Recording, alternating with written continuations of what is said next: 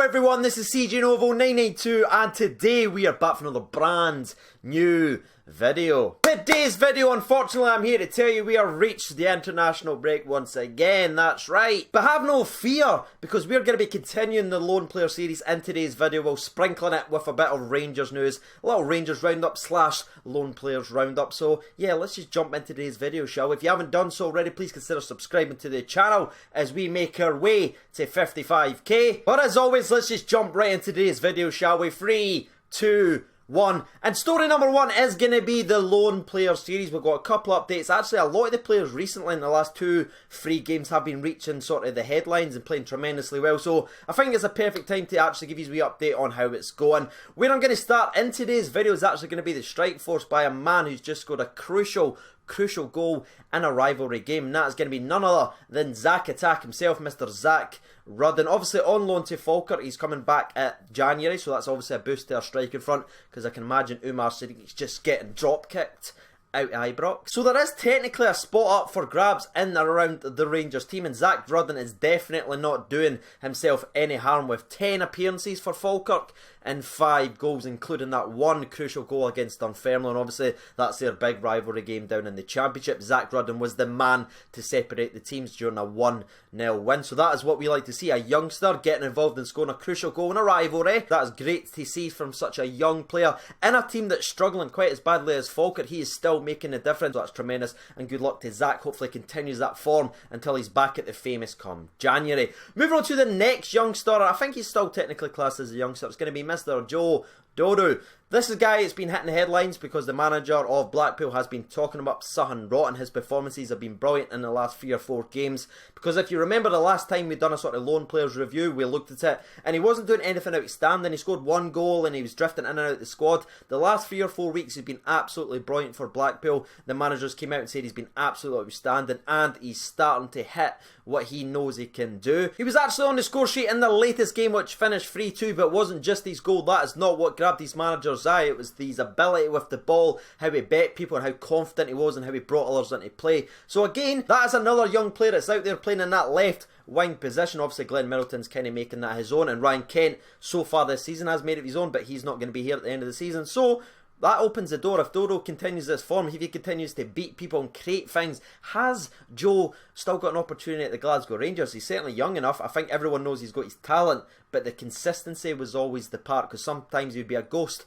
I mean, Harry Forrester never saw him when he was wide open. Still not over it. But the guy's got something about him, and the Blackpool managers obviously talked about that a lot recently in the press. So what's your thoughts on Joe Dodo? Can he come back to Rangers and make that left wing position his own? His stats, by the way, are 8 games, 2 goals and 1 assist. Once again, it's not really jumping out to you, but the last 3 or 4 games have been vital because he's getting longer and longer times on the park. Some of those appearances are kind of a bit deceiving because he's not been playing a lot of the games. It's been 50 minutes here or there, but the last 3 or 4 weeks he's been absolutely involved in everything and played the full 90 minutes in his latest game. Moving on to the next player, it's going to be someone that inspired the entire series on this channel. It's going to be none other than Greg Docherty. Every single episode we've done of the Lone Players review, he's been absolutely sensational and he's been killing it once again. 16 appearances, 4 goals and 4 assists. He played 90 minutes in the latest FA Cup game, which again, it got on the score sheet. Again, this is a Shrewsbury's team that's really struggling and not doing tremendously well in the league.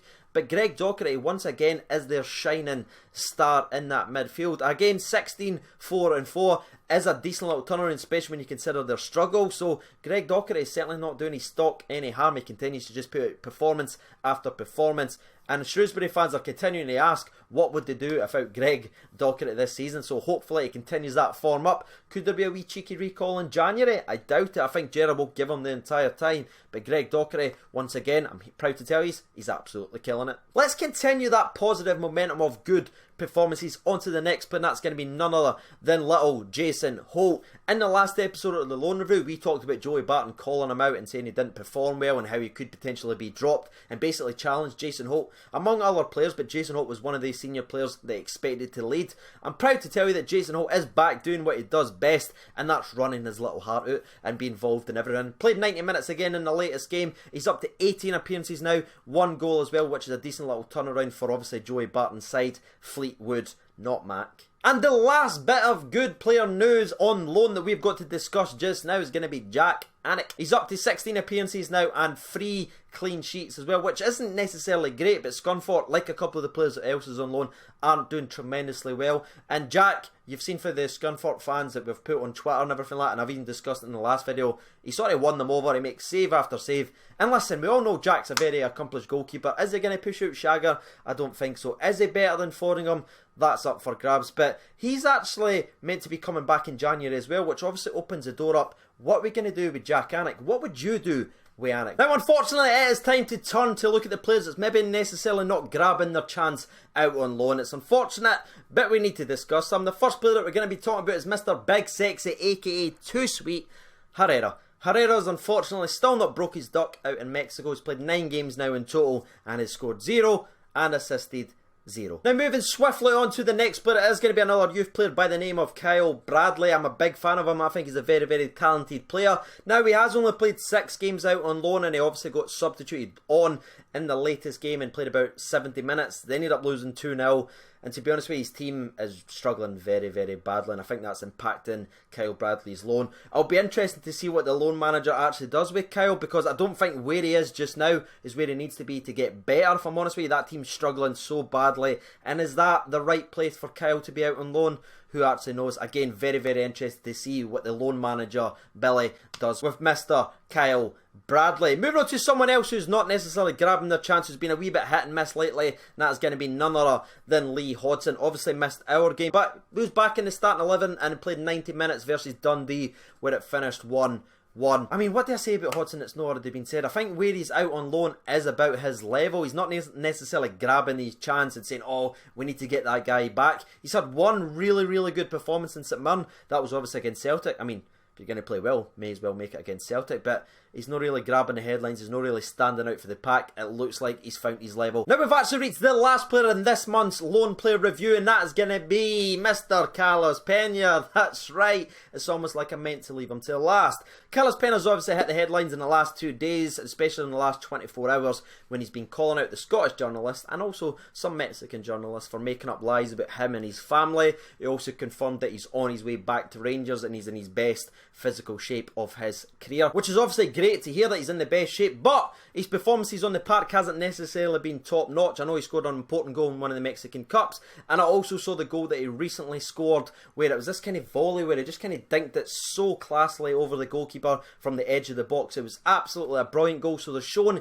he has got the quality, but it's hard to break down his stats because he played 5 minutes some games, 6 minutes some games, 30 minutes next game. So I think he's like sort of apps, goals and assists is very, very hard to break down. I don't really know what kind of Carlos Pena is going to come back, but all I do know is Mr. Carlos Pena is coming back. It's been confirmed, and he's interacting with a lot of the Rangers players. So that is going to be it for this month's loan player review. Who stood out to you? Who's got a career left at Rangers, or who should be moving on? Make sure you get involved in the comment section below. That'd be absolutely tremendous. Moving on to story number 2. Now it is going to be short and sweet, but I feel like it's an important update for the people watching this video. It's involving one of the Rangers players, aka Mr. Ryan Jack. He has actually pulled out the Scotland squad because of a potential knee injury. Now, I don't know if it's a serious knee injury, if he's really hurt his knee, or if it's a precaution. I personally think it's maybe more on the safe side of anything, because Jack, I didn't hear anything in the last 48 hours saying he hurt himself against Motherwell, so I think this one's a bit of a precaution, which is obviously great. Now, Scotland's kind of rampant by injuries, and it was heavily rumoured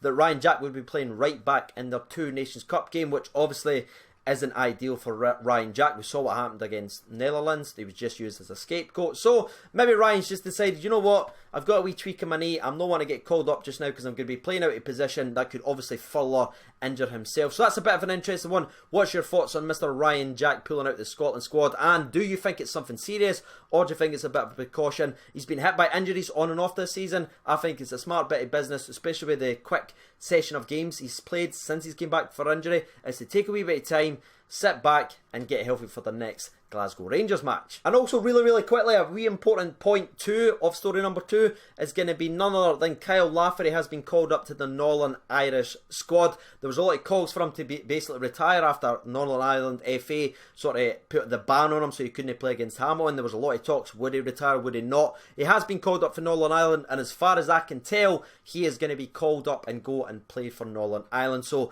what's your thoughts on that one? Obviously Kyle's not been really playing playing for Rangers because he's injured.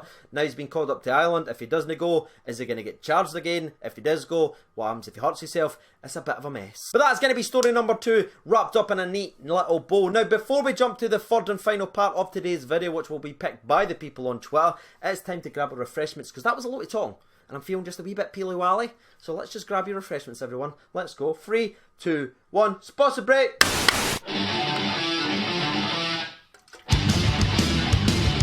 So now that we've reached the third and final part of today's video, the people's question comes from Stephen at StephenHall84. He said, of all the players who are out on loan, would you take any of them back early to be in or around the first team? It's on topic, that is why I like it. But I've been sieging over 92. If you don't mind hitting that like button, that'd be absolutely tremendous as it's international break. And I'm going to need all the support that I can do. And as always, if you would like to help support the channel directly to help it improve, there will be a link to the Patreon in the description below. Now, I'm out of here. Thank you so much for watching, and bye-bye.